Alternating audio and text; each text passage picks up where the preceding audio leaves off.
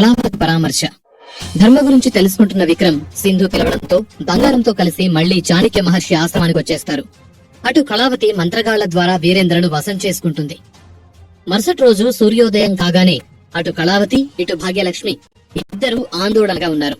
ఒకవైపు భాగ్యలక్ష్మి వీరేంద్ర ఆరోగ్యం ఎలా ఉందో అని మదన పడుతూ ఉంటే, మరోవైపు కళావతి వీరేంద్రను కలిశాక ఆయన ఎలా మాట్లాడతారు, వశీకరణ విద్య ఎంతవరకు పనిచేసిందో అని కంగారుగా ఎదురు చూస్తూ ఉంది.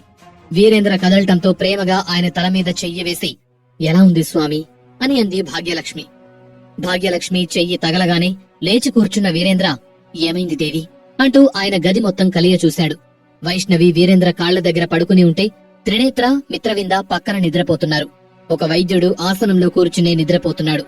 అదే స్వామి, మీ తలనొప్పి ఎలా ఉంది, తగ్గిందా లేదా అని అడిగింది భాగ్యలక్ష్మి.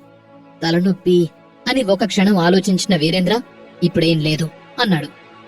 వారి మాటలకు ఆ గదిలో ఉన్న మిగిలిన వాళ్లు కూడా నిద్రలేచారు. వైద్యుడు వీరేంద్ర దగ్గరకొచ్చి నాడిపట్టి చూసి వీరేంద్రను పరీక్షించి, తల ఏమైనా బరువుగా ఉందా ప్రభు అని అడిగాడు. వీరేంద్ర లేదు అనటంతో, ఒకసారి మంచం దిగి నడవండి ప్రభు అన్నాడు వైద్యుడు. వీరేంద్ర మంచం దిగి అటూ ఇటూ 10 అడుగులు వేశాడు. కళ్ళు తిరుగుతున్నట్టు కాని ఒళ్ళు బరువు కాని అనిపిస్తుందా ప్రభు అని అడిగాడు వైద్యుడు. ఒకవేళ వీరేంద్ర అడుగులు తడబడితే ఆయనకు వాసరాగా ఉండటానికని త్రినేత్ర వీరేంద్ర వెనకే నడుస్తూ ఉన్నాడు. లేదు, నేను సాధారణంగానే ఉన్నాను, ఇప్పుడేం తేడా లేదు, రాత్రేదో కొంచెం తలనొప్పి అనిపించిందంతే అన్నాడు వీరేంద్ర. వీరేంద్ర తలనొప్పి తగ్గిందని చెప్పడంతో అందరూ సంతోషించినా రాత్రంతా బాధపడి ఇప్పుడు ఏదో కొంచెం అనటమే వింతగా అనిపించింది. సరే ప్రభు, కాస్త విశ్రాంతి తీసుకోండి, ఏదైనా సమస్య అనిపిస్తే వెంటనే కబురు పెట్టండి అన్నాడు వైద్యుడు. భాగ్యలక్ష్మితో తీసుకోవాల్సిన జాగ్రత్తల గురించి చెప్పి కషాయాలిచ్చి వెళ్లిపోయారు. నిద్రలేచిన వైష్ణవి వీరేంద్ర దగ్గరికెళ్లి, నాన్నగారు ఎలా ఉన్నారు అని అడిగింది ప్రేమగా. వీరేంద్ర వైష్ణవిని ఒళ్ళో కూర్చోబెట్టుకుని, అంతా బానే ఉంది తల్లి అన్నాడు. వైష్ణవి వీరేంద్ర ముఖంలోకి తీక్షణంగా చూస్తూ చెయ్యి పైకెత్తి వీరేంద్ర తలమీద పెట్టింది. వీరేంద్ర వెంటనే వైష్ణవి చెయ్యి పక్కకు తీసేశాడు. వైష్ణవి ఆయన ఒడిలో నుండి కిందకు దిగి, లేదు నాన్నగారు, మీరు సరిగ్గా లేరు, మీలో ఏదో తేడా ఉంది అన్నది. వైష్ణవి మాటలకందరూ ఆశ్చర్యపోయారు. వీరేంద్ర అసహనంగా వైష్ణవి వైపు చూస్తూ, అల్లరి చాలు వైషు, నువ్వెళ్లి పడుకో, నాకిబ్బందిగా ఉంది అన్నారు వీరేంద్ర. వైష్ణవి కోపంగా వీరేంద్ర వైపు చూస్తూ, అందుకే చెబుతున్నాను నాన్నగారు, మీకు బాలేదు అని అంది. వీరేంద్ర కోపంగా, భాగ్యలక్ష్మి, వైషునిక నుండి పంపించు, దీనివల్ల నాకు మళ్లీ తలనొప్పొచ్చేలా ఉంది అని అరిచాడు. వీరేంద్ర గట్టిగా అరిచేసరికి అక్కడున్న వాళ్లందరూ బెదిరిపోయారు. వెంటనే మిత్రవింద వచ్చి వైష్ణవిని ఎత్తుకుని, నాన్నగారికి ఆరోగ్యం బాలేదంటే నీ అలరేంటే అన్నది. లేదక్కా, నాన్నగారు సరిగ్గా లేరు, ఏదో తేడా ఉంది అని అంది వైష్ణవి మళ్లీ. భాగ్యలక్ష్మి వైష్ణవి దగ్గరకొచ్చి, అదేనమ్మా మేము చెబుతుంది, నాన్నగారికి సరిగ్గా లేదు, నేను చూస్తాను, నువ్వెళ్లి పడుకో అంటూ వైశ్యును అక్కడి నుండి తీసుకుని వెళ్లమని మిత్రవిందకు సైగ చేసింది. వైశ్యు మాట్లాడుతూనే ఉంది. మిత్రవింద మాత్రం వైశ్యుని తీసుకుని అక్కడి నుండి వెళ్లిపోయింది. క్షమించండి ప్రభు, చిన్నపిల్ల కదా, అర్థం చేసుకోలేకపోయింది, రాత్రంతా అది కూడా ఇక్కడే పడుకుని ఉంది అంది భాగ్యలక్ష్మి. వీరేంద్ర నవ్వుతూ, సర్లే, నాకు కాస్త అలసటగా ఉంది, నేను నిద్రపోతాను, ఎవరైనా కలవటానికొస్తే లేపు అన్నాడు. భాగ్యలక్ష్మి సరే అని, ఒక్క 10 నిమిషాలు ప్రభు, వేడిపాలొస్తాయి, కాస్త తాగి పడుకోండి అంది. వద్దులే లక్ష్మి, కాసేపట్లో లేస్తాను, అప్పుడు తాగుతాన్లే అని మళ్లీ మంచం మీదకు వాలాడు వీరేంద్ర. త్రినేత్రను అక్కడుండమని చెప్పి భాగ్యలక్ష్మి బయటకెళ్ళింది. మిత్రవింద చేతుల్లో నుండి విడిపించుకోవడానికి వైశ్యు ప్రయత్నం చేస్తూ, నా మాట వినక్క, నాన్నగారి మీద ఏదో చెడు శక్తి ప్రభావం ఉంది, అందుకే నాన్నగారికి ఆరోగ్యం పాడైంది అంది వైష్ణవి. వైశ్యు మాట్లాడేది నమ్మాలని ఉన్నా అంత చిన్నపిల్లకు ఎలా తెలుస్తుందిలే అనుకున్న మిత్రవింద, కాస్త నిశ్శబ్దంగా ఉండి వైశ్యు, నాన్నగారిని మేం చూసుకుంటాం కదా అని అంది. వైష్ణవి కోపంగా అరుస్తూ, నేను చెబుతున్నా కదా, అది తీసేయాలి, లేదంటే నాన్నగారు ఇబ్బంది పడతారు అంది. మిత్రవింద కోపంగా వైశ్యు వీపు మీద చరిచి, అనవసరంగా మాట్లాడొద్దు వైశ్యు, నీకివన్నీ తెలియవు అంది. మిత్రవింద కొట్టడంతో వైశ్యు ఏడుస్తూ, చూడండి, నేను చెప్పిందే నిజమవుతుంది, అప్పుడందరూ బాధపడతారు అంది. మిత్రవింద వైష్ణవిని తీసుకుని వెళ్లి వాళ్ళ అమ్మ దగ్గర వదిలి వైష్ణవిని అటు పక్కకు రానివ్వదని చెప్పింది. వైష్ణవి ఏడుస్తూ అరుస్తూనే ఉంది. మరోవైపు చాణక్య మహర్షి ఆశ్రమంలో సూర్యోదయం వేళ ఆత్మలింగానికి ప్రత్యేక పూజ మొదలైంది. ఆశ్రమంలోని వారందరూ భక్తి పారవస్యంలో మునిగిపోయారు. ఆశ్రమంలో ఆత్మలింగ అభిషేకం జరుగుతున్న అదే సమయంలో కళావతి మంత్రగాళ్లతో కలిసి కోటకు వెళ్లడానికి సిద్ధమైంది. కాని కోటలో ఎలాంటి పరిస్థితులు ఎదురవుతాయో అనే భయం మాత్రం ఆమెను వెంటాడుతూ ఉంది. వెళ్ళక తప్పదా అమ్మా, మనం వెళ్లిన తర్వాత అక్కడ మళ్లీ అవమానం ఎదురైతే కష్టం కదా అన్నాడు ప్రతాప్. తప్పదు ప్రతాప్, చూద్దాం, రాత్రి చేసిన పూజ ఫలితం ఎలా ఉంటుందో. వశీకరణ పని చేయలేదనుకో, ఏదోటి మాట్లాడడానికి వచ్చానని సర్ది చెప్తాను అన్నది. నిట్టూర్చిన ప్రతాపసింహ, నేను రాను, మీరే వెళ్ళండమ్మా. నన్ను చూస్తే నాన్నగారికి కోపం ఇంకా పెరుగుతుంది అన్నాడు ప్రతాపసింహ. సరే అని కోటకు బయలుదేరింది కళావతి. మరోవైపు శరణ్య విక్రమ్ పెళ్లి గురించి మాట్లాడిన విషయం తెలుసుకున్న తేజస్విని కోపంగా భాగ్యలక్ష్మి దగ్గరకొచ్చింది. భాగ్యలక్ష్మి పూజ చేసి వీరేంద్ర దగ్గరికి వెళ్లడానికి సిద్ధమవుతోంది. అత్తయ్య, అసలేమనుకుంటున్నారు మీరు? నాకిలా అన్యాయం చేస్తారనుకోలేదు అన్నది తేజస్విని చిరుకోపంతో. ఆశ్చర్యపోయిన భాగ్యలక్ష్మి నవ్వుతూ, ఇప్పుడేమైంది? నీకంత అన్యాయం ఏం జరిగింది అని అడిగింది. తేజస్విని ఎంత అమాయకంగా అడుగుతుంది మా అత్త. అయినా మీ దగ్గర కాదు, ఇది నేను మామయ్య దగ్గరే తేల్చుకుంటాను.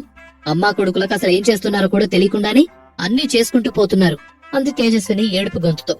భాగ్యలక్ష్మి గట్టిగా నవ్వుతూ తేజస్విని దగ్గరకొచ్చి, అసలు ఇంతకీ ఏమైంది, ఎందుకీ రాగాలు అంటూ చెవి పట్టుకుని మెలితిప్పింది.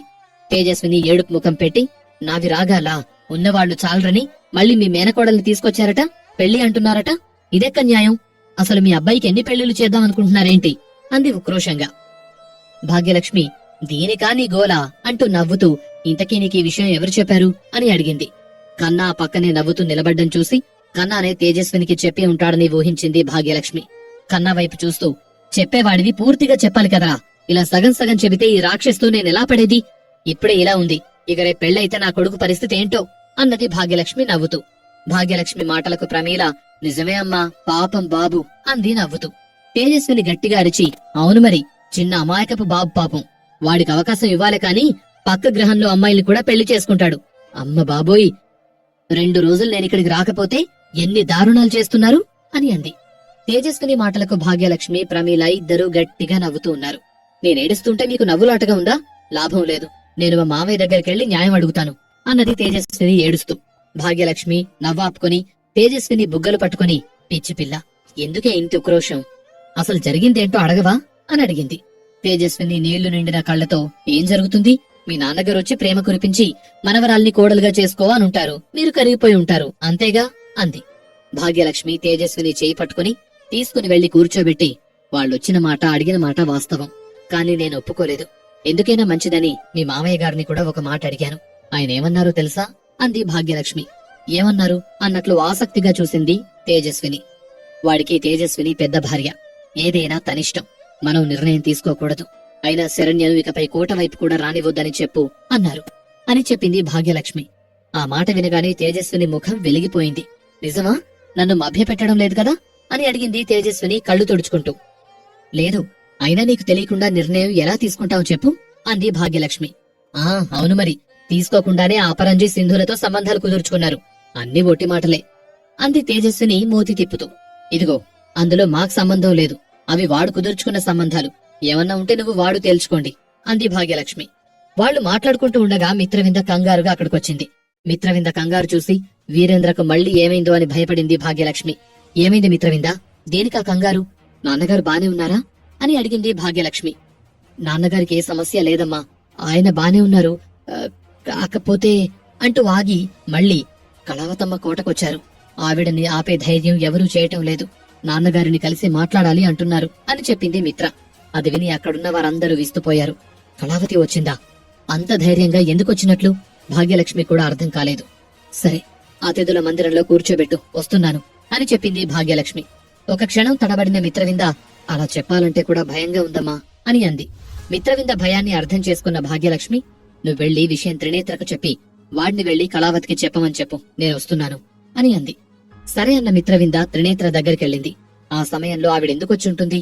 ఒకవేళ మహారాజు గారికి ఆరోగ్యం బాలేదని తెలిసి చూడ్డానికి వచ్చిందంటారా అమ్మా? అనుమానంగా అడిగింది ప్రమీల. లేదన్నట్లు తలూపిన భాగ్యలక్ష్మి, అప్పుడే ఈ వార్త కళావతి దాకా చేరే అవకాశం లేదు, వేరే విషయం ఏదైనా మాట్లాడడానికి వచ్చుంటుంది అంది. ఏంటి, మామయ్య గారికి ఆరోగ్యం బాలేదా? ఏమైంది అని అడిగింది తేజస్విని. కొంచెం తలనొప్పిలే, నువ్వు కంగారు పడాల్సిన అవసరం లేదు, ముందు వెళ్లి మామయ్య గారిని పలకరించు. సరే, నేను వెళ్లి కళావతితో మాట్లాడతాను అని అంది. సరే అన్న తేజస్విని వీరేంద్రను కలవడానికి వెళ్ళింది. మిత్రవింద వెళ్లి త్రినేత్రకు చెప్పగానే త్రినేత్ర ఆవేశంగా వెళ్లాడు. అతను వెళ్లేసరికి కళావతి ఎదురు చూస్తూ ఉంది. త్రినేత్రను చూడగానే నవ్వుతూ, ఎలా ఉన్నావు త్రినేత్ర అని అడిగింది కళావతి. ఆమె నవ్వు ముఖం చూసేసరికి త్రినేత్రలో ఆవేశం తగ్గింది. నేను బానే ఉన్నాను, మీరేంటెలా వచ్చారు? కోట పరిసరాల్లో కూడా మీరు కనపడకూడదని నాన్నగారి ఆజ్ఞ కదా అన్నాడు త్రినేత్ర. బాధపడుతున్నట్లు ముఖం పెట్టిన కళావతి, నిజమే త్రినేత్ర, కాని రాత్రి ఏదో పీడకల, నాన్నగారికి ఏదో అయినట్లు వచ్చిందా కల. అందుకే మనసాగక ఆయన ఒక్కసారి చూసి వెళ్దామనొచ్చాను అని అన్నది. కళావతి మాటలు విని ఆశ్చర్యపోయాడు త్రినేత్ర. కళావతి పీడకల అనటం, మరోపక్క వీరేంద్రకు రాత్రి ఆరోగ్యం పాడవటం, రెండింటికి సంబంధం ఏదైనా ఉందా అనుకున్నాడు త్రినేత్ర. మిమ్మల్ని అతిథి మందిరంలో కూర్చోమని భాగ్యలక్ష్మి అమ్మ చెప్పారు. ఆవిడొచ్చి కలుస్తానన్నారు అన్నాడు త్రినేత్ర. బయట వాళ్లను కూర్చోమన్నట్టు అతిథి మందిరంలో కూర్చోమని చెప్పినందుకు కళావతికి కోపం వచ్చినా, ఈ పరిస్థితి ఇంకో గంట మాత్రమే, ఆ తర్వాత ఎవరిని ఎలా ఆడుకోవాలో అలా ఆడుకోవచ్చనుకున్న కళావతి సరే అని అతిథి మందిరం వైపు నడిచింది. ఆమె వెళ్లే సమయానికి భాగ్యలక్ష్మి అక్కడ ఎదురు చూస్తోంది. భాగ్యలక్ష్మిని చూడగానే కళావతి, బావున్నావా లక్ష్మి, విక్రమ్ ఎలా ఉన్నాడు అని ఆప్యాయంగా అడిగింది. కళావతి ప్రేమ, ఆప్యాయత పైపై మాటలే అని తెలిసి ఉండటంతో భాగ్యలక్ష్మి నేరుగా ఎందుకొచ్చారు అని అడిగింది. భాగ్యలక్ష్మి అంత సూటిగా అడగటంతో ఆశ్చర్యపోయిన కళావతి, అదేంటి లక్ష్మి అలా అడుగుతావు, ఏ నేను రాకూడదా అని అడిగింది. భాగ్యలక్ష్మి కళావతిని కూర్చోమన్నట్లు సైగ చేసి ఆమె కూడా కూర్చుంటూ, మీరిక్కడికి రావచ్చా లేదా అనేది మీకు కూడా తెలుసు, అది దాటి మీరొచ్చారంటే కారణమేంటో అని అడిగింది భాగ్యలక్ష్మి. కళావతి మళ్లీ త్రినేత్రకు చెప్పినట్లే పీడకల వచ్చిందని అదే కట్టుకథ చెప్పింది. అంతా విన్న భాగ్యలక్ష్మి కూడా ఆలోచనలో పడింది. కాని భాగ్యలక్ష్మికి వీరేంద్ర ఆరోగ్యం గురించి కళావతికి చెప్పాలనిపించలేదు. ఆ సమయంలో కళావతి మహారాజును కలవటం అంత మంచిది కాదనిపించింది. పీడకల అని మీరే అన్నారు కదక్కా, ఇక అందులో భయపడాల్సిన అవసరం లేదు, ఆయన ఆరోగ్యంగా ప్రశాంతంగా ఉన్నారు అని అంది భాగ్యలక్ష్మి.